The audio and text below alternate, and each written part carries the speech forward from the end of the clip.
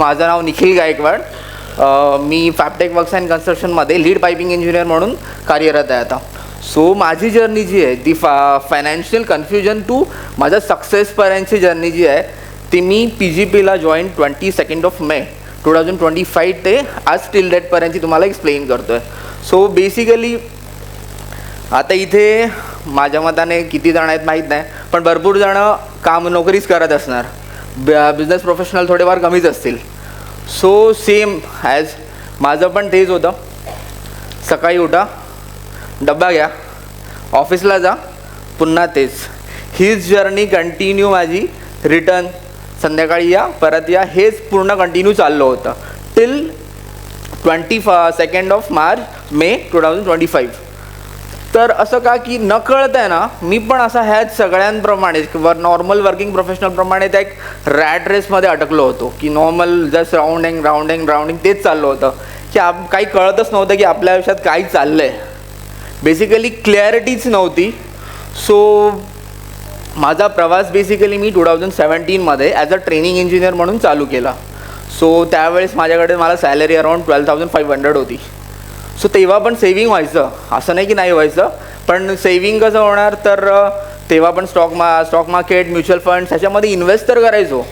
But like या madam बसल्या त्यांनी काहीतरी सांगितले, ते सर बसले त्यांनी काहीतरी सांगितले, ह्याच्यावरून इन्व्हेस्ट केलं. बट त्याच्यामध्ये ना कधी कन्सिस्टन्सी होती, ना प्रॉपर नॉलेज आणि नॉट अ प्रॅक्टिस. सो त्याच्यामुळे काय झालं की माझा जो पोर्टफोलिओ जो होता ना, मी तो कधीच हेल्दी बनवू शकलो नाही. सिमिलर तो सगळ्यांप्रमाणे की गरज लागली यार काढून टाकला, चला वरती गेलं सिरम काढून टाकलं, हे असंच माझंसुद्धा चाललं होतं. मग बेसिकली जेव्हा मी इंजिनियर झालो, जॉबला लागलो, मग सगळ्यांच्याच लाईफप्रमाणे माझ्या लग्नाचा काळ आला. सो एंगेजमेंट माझी ठरली. एंगेजमेंटमध्ये मी पूर्ण म्युच्युअल फंड विड्रॉ केले. सो नो वन गाईड मी की हे नको करूस, बाकी पण ऑप्शन्स आहेत, आपल्याला काहीच माहीत नव्हतं ह्याच्याबद्दल. सो ते मी म्युच्युअल फंड पूर्ण माझे विड्रॉ करून टाकले त्यावेळेस. आणि सेकंड टाईम मग लग्न ठरलं, तर आता लग्न करायचं म्हणजे बाकी खर्च पण आला, मग काय करणार. So you people can't imagine me 28% loan घेतलं होतं.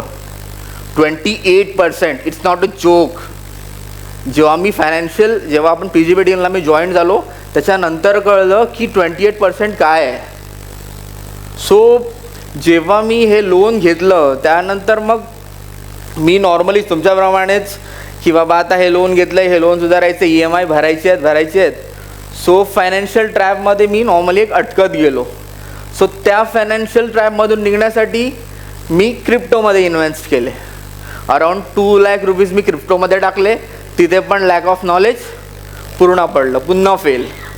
So again burden. सो हे सगळं सॉर्ट आउट करण्यासाठी समवन टेल मी यार credit card is best option. Credit कार्डचे लोन ले बरं दे. सो सेम क्रेडिट कार्डमध्ये घेतलं, ते वापरलं, त्याच्यातून लोन भरायला लागलो. त्याच्यानंतर अजून एक कळलं की यार क्रेडिट कार्डवर आपल्याला फ्लेक्सी EMI पण करता येतात. सो हा काय प्रकार माहीत नव्हता आपल्याला, पण कोणीतरी सांगितलं म्हणून ते फ्लेक्सी EMI पण ट्राय केले. बट जेव्हा तो EMI बाउन्स आला तेव्हा त्यांनी जे चार्ज लावले that is 36%. It's not a joke. So हे सगळं चालू असतानाच मग मी अजून खूप डिप्रेशनमध्ये गेलो. भरपूर हे सगळं चालू होतं की यार कसं निघायचं. मग इंटरनेट सर्फिंग म्हणजे पळवाटा काहीतरी काढायचा, तर कंटिन्यू इंस्टाग्राम बघतोय, फेसबुक बघतोय, काहीतरी बघतोय, आणि most of time useless content.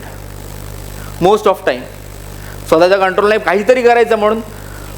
So on that time me just Instagram scroll करत होतो. त्यावेळेस मला प्रीती मंडल सरांची पोस्ट दिसली जस्ट स्क्रोल करतानाच. बट नॉर्मली बाकी लोकांची आपण जशी स्क्रोल करून पुढे ढकलतो, सिमिलरली मी ढकलली ती पुढे. बट मला काहीतरी वाटलं म्हणून मी ती जी पोस्ट होती ती पुन्हा रील पाहिली. ती रील पाहिल्यानंतर मला असं जाणवलं की यार एक मराठी माणूस आहे जो काहीतरी आपल्याला सांगतोय. बट स्टिल मेरा पिछला पूरा याद आ गया यार, क्रिप्टो में भी फंस गया, इधर भी फंस गया, हा पण एक स्कॅम तर नसेल. सो हे सगळं माझ्या डोक्यात चालत असताना माहिती वाटतं मी अलिबाग टू बॉम्बे ट्रॅव्हल करत होतो. त्यावेळेस हा व्हिडिओ वगैरे बघत होतो मी. सो हेच सगळं माझ्या डोक्यात चालू असताना पण म्हटलं काय होणार, चल होईल बुक करून टाकला because of its free seminar. कारण पैसे नव्हते त्याला, फुकट होता म्हणून मी तो बुक करून टाकला. आणि इमिजिएटली आय थिंक 2 दिवसांनी वगैरे सरांचा सेमिनार होता. सो मी तो सेमिनार पाहिला. सेमिनार पाहिल्यानंतर मी एकदम कॉन्फिडंट फील करायला लागलो की यार हा माणूस आपल्याला एवढ्या क्लिअरिटीनी सांगतोय, सगळं सांगतोय की हे सगळं होणार आपल्यासोबत. सो आपण ट्राय करायला काय हरकत आहे. बट स्टील मी आता पण सगळ्यांना कन्फ्युज करतो की माझे डिसिजन्स मोस्ट ऑफ माझ्या वाईफला विचारून घेतो. सो तिचं पहिल्यांदा मी होकार घेतलं तर ती म्हणाली यार गो फॉर इट, कुछ सोची मत, जो होगा देखा जाएगा यार, ले असं करून मी ती घेतली. आणि सेम डेला मी सिल्वर मेंबरशिप सरांनी ऑफर केली होती, मी इव्हिनिंगला ती घेतली. आणि फॉर युअर इन्फॉर्मेशन सगळ्यांसाठी सांगतोय, सिल्वर मेंबरशिपसाठी पण माझ्याकडे पैसे नव्हते तेव्हासुद्धा मी क्रेडिट कार्डमधूनच पैसे भरले होते. सो ते 6,000 मी क्रेडिट कार्डमधून भरले आणि माझी फायनान्शियल जर्नी स्टार्ट झाली. सो त्याच इव्हिनिंगला खुशबू मॅडमांनी अराऊंड 6:30 वगैरेच्या टाईमला इव्हिनिंगला ग्रुपमध्ये ॲड केलं आणि एक झूम लिंक आली की नेक्स्ट डे आहे ना आपलं डेली फायनान्शियल प्रॅक्टिस आहे. सो डोंट नो काय होतं ते daily financial practice. As usual माझ्यासाठी पण नवीनच होतं. सो काहीतरी होणार आपल्यासोबत वेगळं, जे सरांनी आपल्याला 2 दिवसापूर्वी सांगितलं होतं ते आपल्यासोबत काहीतरी होणार आहे. ह्याच याच्याने मी जस्ट त्या रात्री मला आठवत नाही मी जास्त झोपलो वगैरे असेल, मी लवकर अराऊंड 4:30 5 o'clockच्या आसपास वेळ झालो आणि सेशनसाठी रेडी झालो. मग स्क्रीनवर सरांची एंट्री झाली. So we people know that the aura, the Pritam Patil sir possesses that aura ना. ॲक्च्युली ते आल्यावर आहे ना स्क्रीनवर तो एक पॉझिटिव्हनेस, ती एक एनर्जी वेगळीच फील झाली. सो त्या डेला तर मी नवीन होतो सगळ्यांसोबत, सगळ्याच गोष्टी सगळ्या नवीन चालल्या होत्या, जे चाललेलं ते सगळे जस्ट मी एक बघत होतो. सो त्यावेळेला सरांनी मग जस्ट एक सगळ्यांचं ब्रीफिंग वगैरे केलं, न्यू मेंबर्सचं पर्सनली वेलकम केलं. ते एक हार्ट टचिंग होतं की यार इतका मोठा माणूस आपल्याला सगळ्यांना पर्सनली इथे वेलकम करतो आहे. सो त्याच्यानंतर मग डेली फायनान्शियल प्रॅक्टिसमध्ये आपलं जसं होतं मनी मेडिटेशन, ग्रॅटिट्यूड, अफॉर्मेशन, त्यानंतर तुमचं पिगी बँक सेव्हिंग अँड सगळ्यांचे शेअरिंग्स, ह्या सगळ्या गोष्टी झाल्या. त्यानंतर मग जेव्हा ॲक्सेस मिळाला ॲपचं, त्याच्यानंतर त्याच्यामधले कोर्सेस, त्यानंतर ब्ल्यू हे सगळे कोर्सेस, त्यानंतर पॉवर टूल्स, हे सगळे मी ऑलमोस्ट मला आठवतं 1 ते 2 वीकमध्ये मी कंप्लीटसुद्धा केले की 50% कोर्सेस मी कंप्लीट केले. मग त्यावेळेस जूनचा FFR, जस्ट मी आता FFRला उभा आहे, जूनचा FFR झाला होता. आणि मी थिंकिंग केलं होतं की यार आपण सिल्वर मेंबरशिप घेतली आहे. सो सिल्वर मेंबरशिप घेतली आहे आपण, तर आपल्याला आत्ता हे जे कोर्सेस दिले आहेत ॲटलिस्ट हे कंप्लीट करायला हवेत, त्यानंतर आपण नेक्स्ट जम्प घेऊया. आणि त्यावेळेस मी पिगी बँकवर असं मेन्शन केलं होतं की ह्याच्यामध्ये जो पैसा जमवेल मी त्याच्याने मी गोल्ड मेंबरशिप घेणार. सो हे सगळं माइंडसेट होतं. बट सडनली त्याच्यामध्ये आला FFR. सो मी तो अटेंड करू शकलो नाही. बट सगळ्यांच्या शेअरिंग, संडेचा दिवस होता, 8:30ला सरांनी ते चालू केलं होतं, अराऊंड 10:30पर्यंत चाललं. मी सगळ्यांच्या शेअरिंग ऐकल्या अँड माझं डोकंच तिकडे उघडलं. म्हटलं यार आपण काहीतरी भन्नाट मिस केलं आहे, हे लोक काहीतरी बोलत आहेत म्हणजे काय असंच काहीतरी बोलत नाही आहेत. मग त्याच वेळेस आय थिंक नेक्स्ट वीकला सरांनी डायमंड मेंबरशिपच्या संदर्भात 3 दिवसाचा लाईव्ह आपला सेशन ठेवला होता. सो तो सेशन्स अटेंड करण्याच्या आधी एक संडे येऊन गेला. त्या संडेमध्ये आपलं इनर सर्कल मास्टर माइंड जे होतं, तर इनर सर्कल मास्टर माइंडमध्ये त्यांनी सरांनी एक गोल्ड कार्डचं इंट्रोडक्शन केलं होतं. सो प्रोबॅबली सरांनी सगळ्यांनाच माहिती असेल, गोल्ड कार्ड जे वॉलेटमध्ये ठेवायला लागतं, जे सरांनी आपल्याला सांगितलं आहे आपण पैशाबद्दल कसं आपलं कृतज्ञता व्यक्त केली पाहिजे वगैरे सगळं. सो त्याच्यासाठी वॉलेट लागतं. आणि लास्ट 8 years मी वॉलेट वापरतच नव्हतो. बिकॉज ऑफ इंजिनिअरिंगला असताना पुण्यातच वॉलेट माझं चोरीला गेलं होतं, 2 वेळा हरवलंसुद्धा होतं. त्याच्यामुळे वॉलेट वापरणं हा प्रकारच नव्हता. पण सरांनी सांगितलं की वॉलेट खूप इम्पॉर्टंट आहे. So I take a decision. मी वॉलेट घेतलं, त्याच्यामध्ये गोल्ड कार्ड्स ठेवले आणि मग तिथूनचे सगळं चालू झालं. आणि मग डायमंड मेंबरशिपचं मागायला गेलं तर डायमंड मेंबरशिपसाठी तो 3 दिवसाचा जो लाईव्ह प्रोग्राम होता, त्याच्यामध्ये फर्स्ट डेला सरांनी आपलं फायनान्शियल चेकअप केलं. सो त्या फायनान्शियल चेकअपमध्ये माझा स्कोअर 40 होता. सो म्हटलं आपण भरपूर लॅग करतोय कुठेतरी, आपल्याला खूप गरज आहे ग्रोथ करण्याची. सेकंड डेला फायनान्शियल प्लॅनिंग इटसेल्फ तो एक आरसा होता जो माझ्यासाठी समोर आला होता की आपण किती किती किती बॅकवर्ड आहोत. म्हणजे आपल्याला फायनान्शियल दृष्टिकोनातून थोडंसुद्धा नॉलेज नाही आहे, आपण खूप बॅकवर्ड आहोत. हे सगळं कळल्यानंतर, हे सगळे गोल्स आल्यानंतर मला तिथे असं जाणवलं की आपला जो फायनान्शियल जर्नी आहे ती खूप मागे आहे. मग ते सगळं झाल्यानंतर सरांनी थर्ड डेला ऑफर केली की तुम्ही डायमंड मेंबरशिप घेऊ शकता. सो विदिन सेकंड मी हे काही हेच नाही केलं आणि ती ग्रॅब करून टाकली. सो ज्या वेळेस डायमंड मेंबरशिप घेतली त्याच्यामध्ये सरांनी आपल्याला ॲप दिलेलं आहे. ॲपमध्ये एक लेवल ऑफ फीचर आहे. So that level of feature मी एवढं यूज टू आहे आता की माझ्या ऑफिस वर्कपासून ते माझं पूर्ण फॅमिली म्हणजे जे पण शेड्युलिंग करायचं आहे ते आज डेली बेसिसवर त्या लेवलअपनी होतं. आणि त्या लेवलअप खूप उपयोगाचं आहे, कारण म्हणतात ना वेळ निघून गेली की त्याचा आपण वापर करू शकतो आणि आपल्याला सगळ्यांनाच त्याचा जो ॲक्सेस आहे तो लिमिटेड आहे.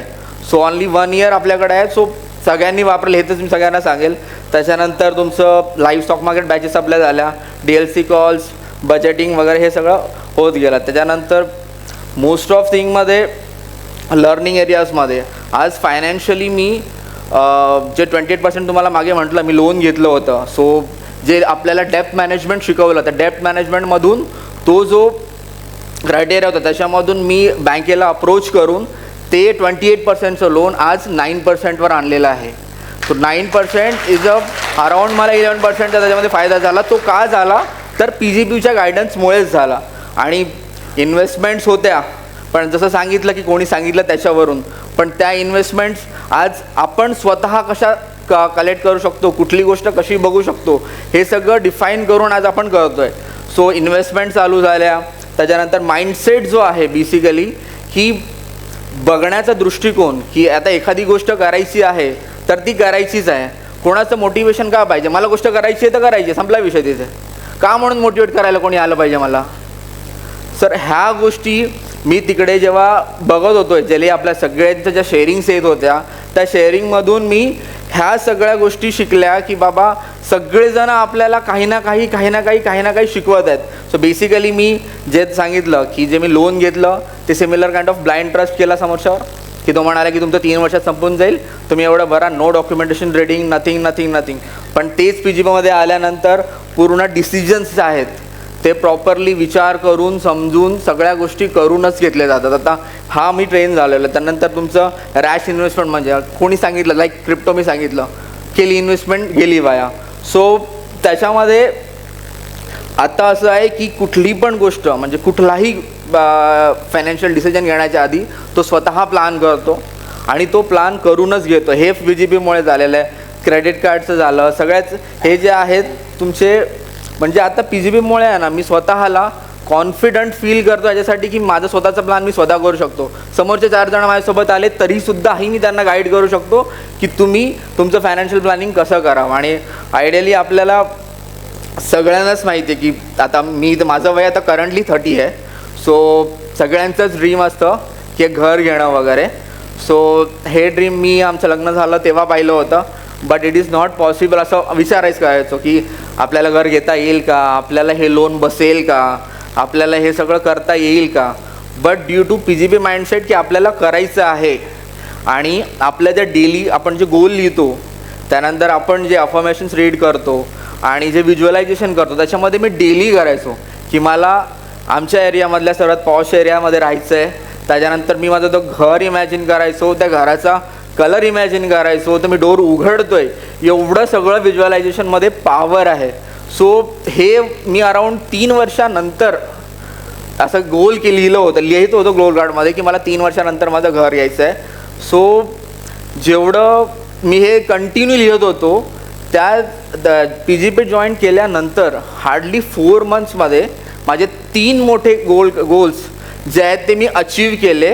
That is 8 months and 5 days totally in scenario, जे मी 3 ते 5 वर्षासाठी प्लॅन केले होते आयडियली. सो त्याच्यामध्ये माझं घर झालं, माझ्या बाळाचा बड्डे होता, जो मॅडमांनी सांगितलेला की तुम्ही आश्रमात वगैरे मनवा. सो बेसिकली आश्रमात वगैरे तर नाही मनवला, बट माझ्या स्कूल्स मी जिथून शिकून आलेलो आहे त्या गावातल्या अराऊंड 10 ते 15 स्कूल्सला मी सगळं ते डोनेट करून दिलं.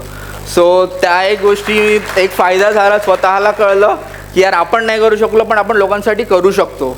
सो हे एक होतं. त्याच्यानंतर PGPला जॉईन करण्याच्या आधी की बाबा हेच सगळ्या घराच्या आणि बाकीचा माइंडसेट की एकदम नेगेटिव्ह फ्लोमध्ये चाललेला जो होता तो सडनली चेंज झाला ह्या 4 मंथ्समध्ये, 4 to 5 मंथ्समध्ये. ते का तर हे जे आपलं डेली फायनान्शियल प्रॅक्टिस आहे, जे आपण डेली करतो आहे, हे रुटीन तुमचं बनलं तरच तुम्हाला ह्याचा फायदा आहे. की व्हिज्युअलायझेशनमध्ये आपण मेडिटेशन वगैरे करतो, आपल्याला सांगतात, आपण ह्या गोष्टी खूप लहान पकडतो की ह्याच्यामध्ये काही पॉवर नाही आहे. पण तुम्ही जर बुक रीड वगैरे जरी केलात की तुम्ही पण आता बघा रिच डॅड पुअर डॅड बघा, नाहीतर कोणताही मोठा माणूस बघा, त्यांचे सगळ्या ज्या गोष्टी आहेत त्याचा बेस जो आहे तो कुठेतरी व्हिज्युअलायझेशन. पॉवर जी आहे ती इनर्ट पॉवर आहे, ती सगळी आपल्याला त्या डेली फायनान्शियल प्रॅक्टिसमध्ये शिकवली जाते.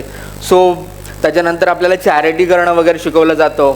सरांचं जसं म्हणणं आहे की जितना धागा दोगे उतना हमको मिलेगा. सो ह्या सगळ्या गोष्टी ह्या सर्कलमध्ये येऊन शिकायला मिळाल्या. आणि सर म्हणत होतात ना की तुमचं जे एन्व्हायरमेंट आहे ते खूप महत्त्वाचं आहे, तुम्ही कसं राहता, तुम्ही कसं ग्रो करता.